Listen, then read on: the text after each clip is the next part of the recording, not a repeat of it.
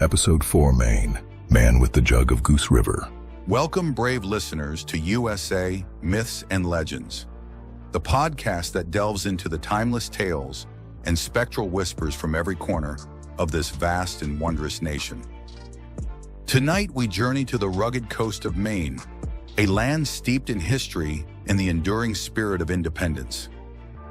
Draw closer, for the night is chill, and the wind that whispers through the trees carries a tale unlike any other. This isn't a story of a sorrowful spirit, no. This is the tale of a patriot whose thirst for liberty was so strong, it lingers even after death, forever offering a silent toast on the banks of Goose River.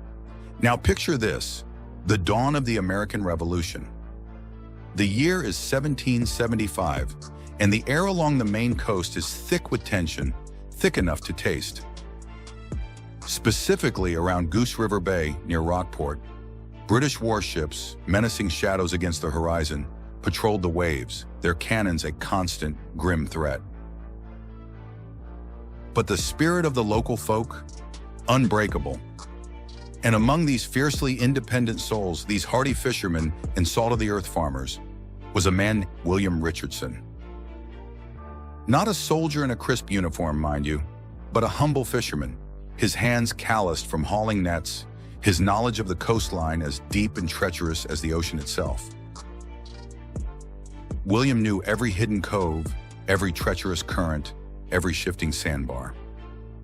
He could navigate the labyrinthine waterways even on the darkest, stormiest nights, a skill that would prove invaluable in the coming conflict. But William was more than just a fisherman.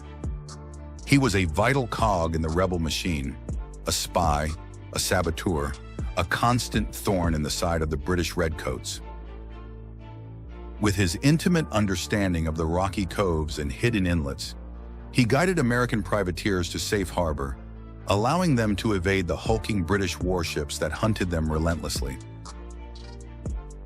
His small, nimble fishing boat, seemingly innocent to the casual observer, was in fact a vessel of defiance, carrying secrets and supplies under the very noses of the crown. One particularly dark night, a daring privateer captain by the name of Samuel Tucker, renowned for his audacious raids, was being relentlessly pursued along the Maine coast. Tucker's ship, the Vengeance, was laden with a cargo of tea pilfered right under the noses of the British in a daring act of defiance that had already become legend among the colonists. A menacing enemy frigate, swift and powerful, was closing in fast. Without hesitation, William set out in his small fishing boat to meet him, a beacon of hope in the gathering gloom. Under the cloak of a sliver moon, barely illuminating the churning waters, William expertly navigated Tucker's ship through a narrow, treacherous passage, a watery labyrinth so perilous, so full of hidden dangers, that the frustrated British captain, despite his superior firepower, didn't dare follow. The Vengeance slipped away into the darkness, its precious cargo and brave crew safe thanks to William's unparalleled skill and courage. From that night on, William Richardson became a local hero, whispered about in taverns and hushed conversations around flickering hearths, the man who outsmarted the Crown's mighty navy with his cunning and his unparalleled knowledge of the land. His mission on that fateful night was critical, not just for Tucker, but for the burgeoning rebellion itself. He needed to cross the old stone bridge spanning Goose River to meet with his fellow patriots, a secret rendezvous point where plans were forged and spirits were emboldened. And what does a band of rebels do after a successful bit of defiance, after a victory, however small, against tyranny? They celebrate. William carried a heavy earthenware jug, lovingly filled with freshly brewed ale, its earthy scent mingling with the crisp night air. He was eager to share a toast, not just to their small victory, but to the burgeoning dream of freedom, a dream that was finally taking root in the hearts of so many. The air was thick with the scent of pine and the intoxicating promise of rebellion. But fate, that fickle and often cruel mistress, had a different kind of tide in store for William. As he attempted to cross the ancient stone bridge, a structure that had stood for generations, a sudden violent squall whipped in off the bay, a furious, unexpected onslaught of wind and rain. Whether it was a treacherous gust of wind that buffeted him off balance, or a misstep on the slick stones worn smooth by centuries of footsteps, or perhaps a combination of both, no one knows for sure. What is known is that William Richardson, the brave fisherman, the cunning spy, plunged into the icy, churning waters of Goose River. The heavy jug, the very symbol of his intended celebration, the vessel of joy he so eagerly carried, likely dragged him down, becoming his tragic demise. He died with the taste of victory on his tongue, the hopeful words of a toast to freedom surely on his lips, but without ever raising his jug in that well-deserved salute to liberty. They say that since that storm-tossed night, William's spirit hasn't found complete rest. Not out of sorrow or unfinished business of a vengeful kind, not a malevolent haunting, but from an eternal, almost convivial desire to finally share that celebratory drink.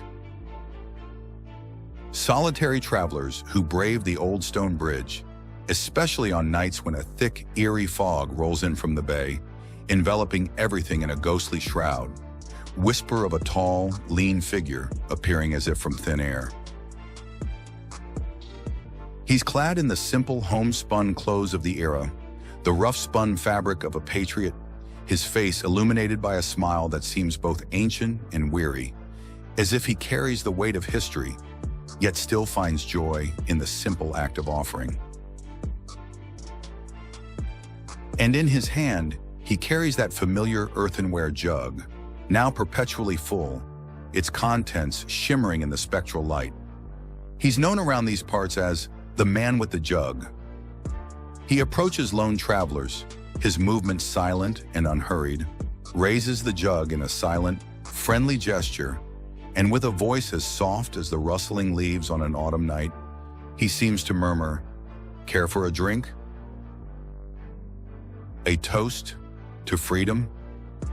It's said his phantom remains on the bridge, forever caught in his own spectral celebration, patiently waiting for someone, anyone to join him so that he can finally offer that long-delayed salute to the liberty he so bravely championed and ultimately gave his life defending. And the proof, as they say, is not just folklore passed down through generations around crackling fires. We recently spoke to a long-haul trucker, a man not easily spooked, who swore to us on his grandmother's grave about an encounter he had on that very bridge. I was driving late one night. Rain coming down in sheets. You know, the kind of rain that makes the world disappear. I saw a figure standing on the bridge. Thought he was a stranded motorist. I pulled over, rolled down my window. The man turned, smiled a gentle smile, and held up this old-fashioned jug. He said, his voice like the sigh of the wind, "Would you care for a drink?" His eyes, they were old, like they'd seen more than just the war. I told him no, and he just nodded, a peaceful sort of nod. Then, quicker than you can blink, he just faded away, vanished. I still think about that man. I don't think he was a scary ghost, just lonely.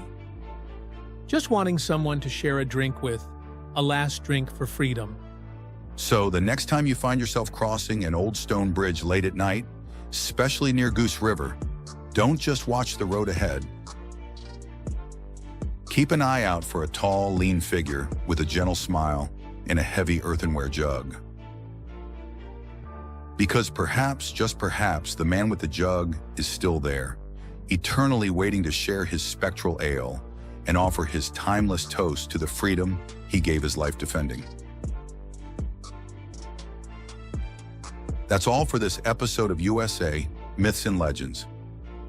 Join us again on Monday when we'll cover another mysterious story from the state of Maine. Until then, keep your ears open and your imagination alive. Good night and farewell.